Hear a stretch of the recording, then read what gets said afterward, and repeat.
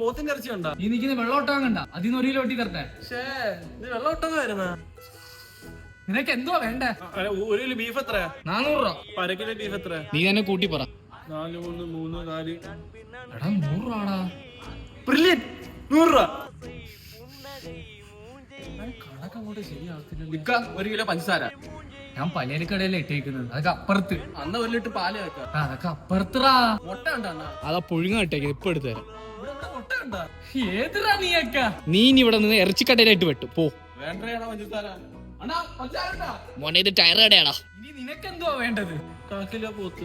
കാക്കിലെന്തുവാടാ? മൂക്കി പിടിക്കാനാ? വീട്ടിലെല്ലാവർക്കും കൊടുക്കണ്ടേ? 1 കിലോ വാങ്ങിച്ചോണ്ട് പോ.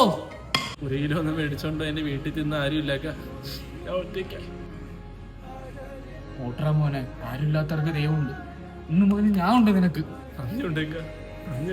നീ കവറിങ് തന്നെ 1 കിലോ പറഞ്ഞ നിനക്ക് 1 കിലോ ബീഫ് വെച്ചിട്ടുണ്ട്. ഞാൻ വാപ്പാന്ന് വിളിച്ചോട്ടെ. മോനെ ഇങ്ങ് വന്നേ.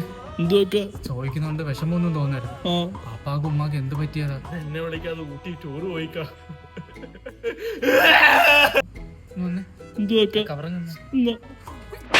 കരൂറ മോൻ, ഇനി ചന്തേക്കണിനെ വെട്ടും മന്തി.